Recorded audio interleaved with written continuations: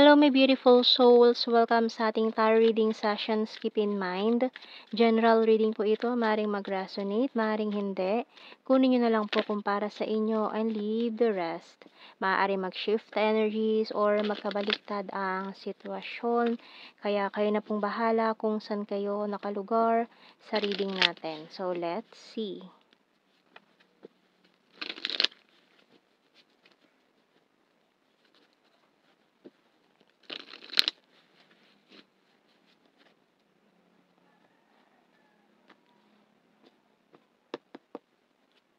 So we have here the Nine of Swords and the Two of Pentacles.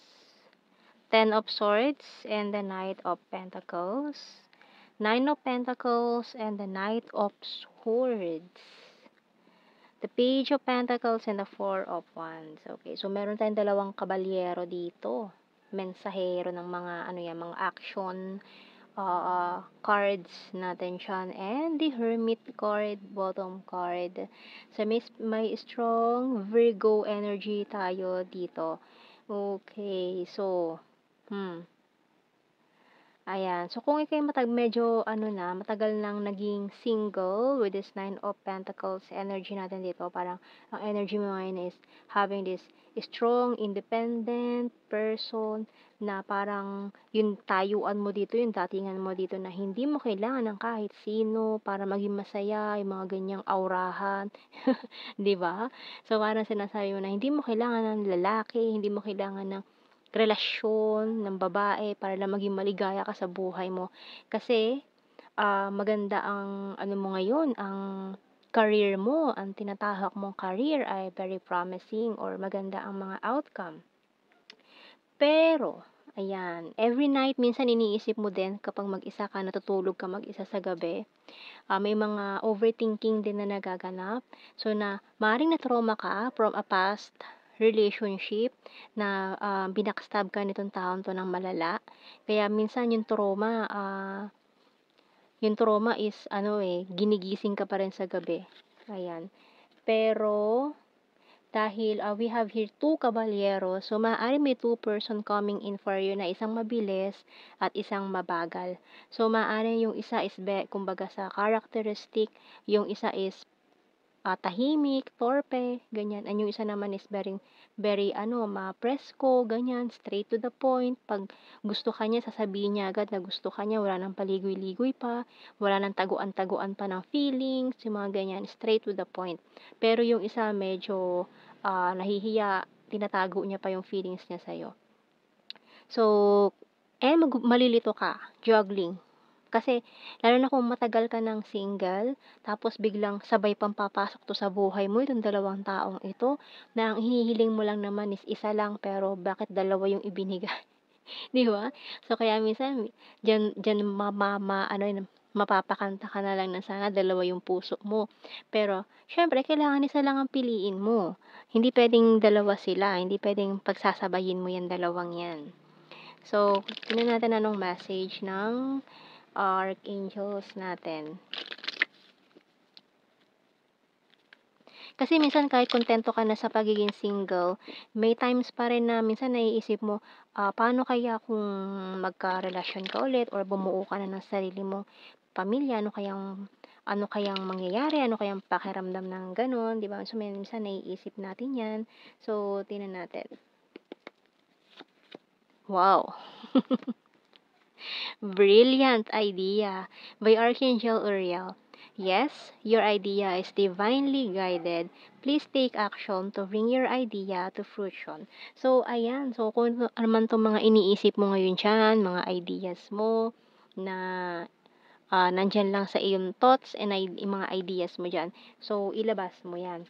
No, maaaring iyan ay magandang idea na kailangan mong gawin. So, tingnan natin. You can explore. So, pero make sure, kilalanin mo mabuti, no? Itong mga taong ito. So, we have butterfly, rain, clover, you're very lucky, camera, coffin, and music. Whoops. Bottom card, nagpakita yung compass, pero ang bottom card talaga natin ay fish. Okay. So, ayan. So, wag mong dededmahin yung mga something fishy na makikita mo, mararamdaman mo, maaamoy mo. Ayan, maaaring mga signs yan. So, with this rainy days, parang may mga signs na dyan. So, may energy ng Scorpio. Ayan. So, tingnan natin mga messages natin dito.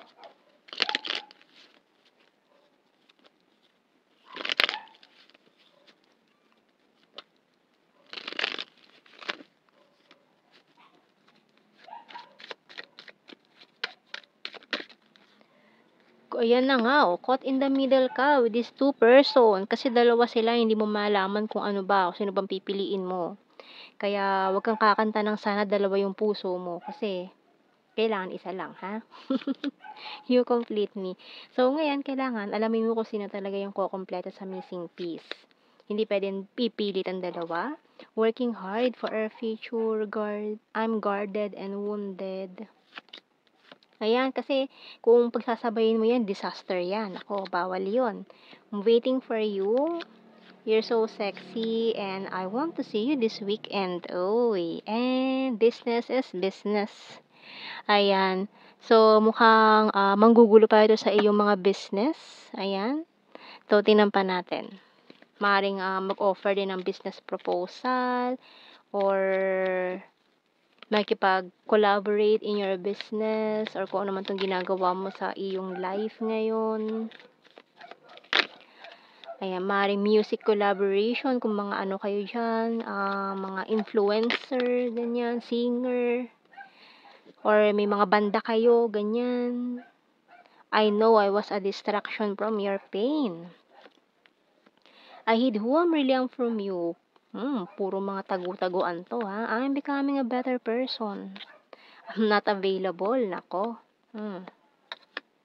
And I know that I crossed the line with you. I remember every detail of that day. I know I messed up everything. And you came closer than anyone. Closer, you and I. And I'm starting to understand our connection. Okay. So, let's see. Kuha tayo ng mga initials natin dito. K. And nag-flip na itong isa. P. KP. Kapit. Ayan, kapit. IT. QCHOR. SM. U. Bottom card. So, let's see sa ating blue card. Hoy, guilty. Obsession and marriage. So, maring isa na sa kanila ay pakakasalan mo. Ayan, makakasama mo na sa buhay. Mapuputol lang pagiging single mo ng matagal na panahon. And, let's see sa ating general signs and the messages. So, keywords na lang to, ha? Hindi natin kailangan explain more. So, we have here athletic. Crazy for you. Weird.